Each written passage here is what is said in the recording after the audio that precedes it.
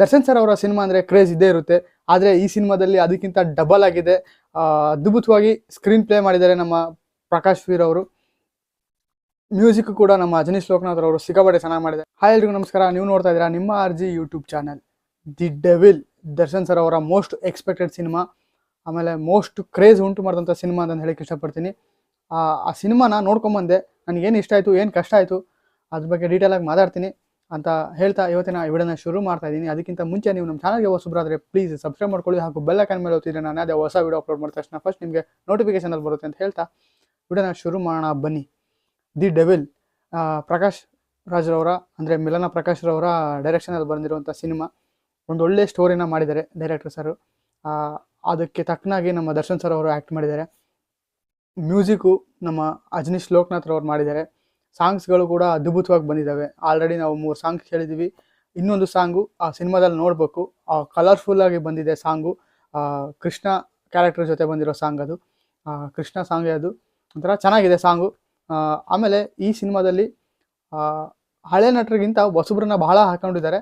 ಅದು ಒಂಥರ ಚೆನ್ನಾಗಿ ಅನಿಸುತ್ತೆ ಸ್ಕ್ರೀನ್ ಮೇಲೆ ನೋಡೋದಕ್ಕೆ. ಯಾಕಂದರೆ ಈಗ ಟ್ರೆಂಡಿಂಗಲ್ಲಿ ಇರ್ತಾರಲ್ಲ, ಅವ್ರನ್ನೆಲ್ಲ ಜಾಸ್ತಿ ಈ ಸಿನಿಮಾದಲ್ಲಿ ಬಳಸ್ಕೊಂಡಿದ್ದಾರೆ. ಅಂದರೆ ಸೋಷಿಯಲ್ ಮೀಡಿಯಾದಲ್ಲಾಗಿರ್ಬೋದು, ಆಮೇಲೆ ಕೆಲವೊಂದು ರಿಯಾಲಿಟಿ ಶೋಸ್ಗಳಲ್ಲೆಲ್ಲ ಬಂದಂತಹ ಕ್ಯಾರೆಕ್ಟರ್ಗಳನ್ನ ಜಾಸ್ತಿ ಬಳಸಿದ್ದಾರೆ. ಸಿನಿಮಾ ಅದ್ಭುತವಾಗಿ ಬಂದಿದೆ. ಅವ್ರಿಗೆ ಕೊಟ್ಟಿರುವಂತಹ ಕ್ಯಾರೆಕ್ಟರ್ನ ಎಲ್ಲರೂ ಅಚ್ಚುಕಟ್ಟಾಗಿ ನಿಭಾಯಿಸಿದ್ದಾರೆ.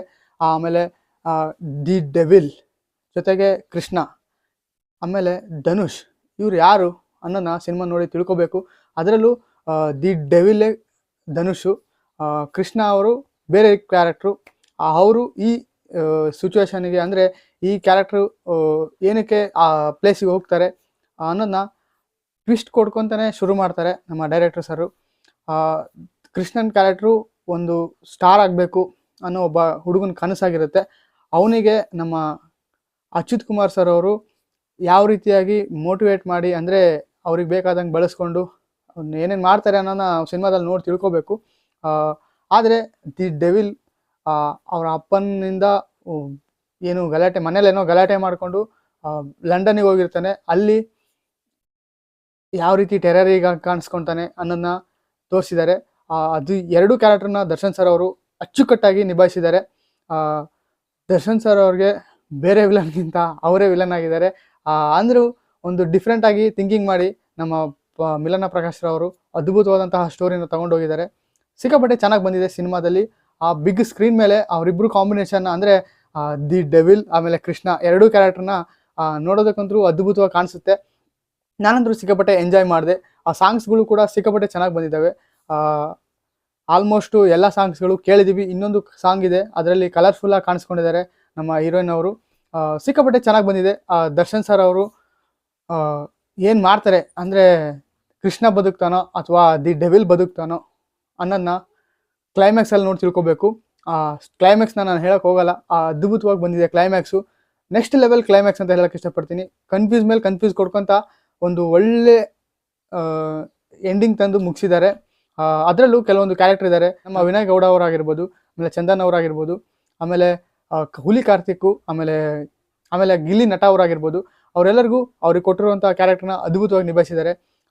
ಕೆಲವೊಂದೇ ಸೀನ್ಸ್ ಆಗಿದ್ರು ಗಿಲ್ಲಿ ನಟರವರು ದರ್ಶನ್ ಸರ್ ಅವರ ಡೆವಿಲ್ ಲುಕ್ನ, ಅಂದರೆ ಡಬಲ್ ಆ್ಯಕ್ಟಿಂಗ್ನ ಡೈರೆಕ್ಟಾಗಿ ಸ್ಕ್ರೀನ್ ಮೇಲೆ ನೋಡಿರೋದು ಇನ್ನೂ ಕನ್ಫ್ಯೂಷನ್ ಆಗಿ ತೋರಿಸಿದ್ದಾರೆ.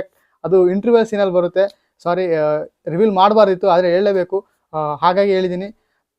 ಇಂಟರ್ವ್ಯೂಲ್ ಟೈಮಲ್ಲಿ ಗಿಲ್ಲಿ ಅವರು ದರ್ಶನ್ ಸರ್ ಅವ್ರಿಗೆ ಆ್ಯಕ್ಟಿಂಗ್, ಅಂದರೆ ದರ್ಶನ್ ಸರ್ ಅವರು ಗಿಲ್ಲಿ ಅವರು ಫೇಸ್ ಟು ಫೇಸ್ ತೋರಿಸ್ತಾರೆ. ಅಂದರೆ ಕನ್ಫ್ಯೂಷನ್ ಆಗಿ ನೋಡ್ತಿರ್ತಾರೆ.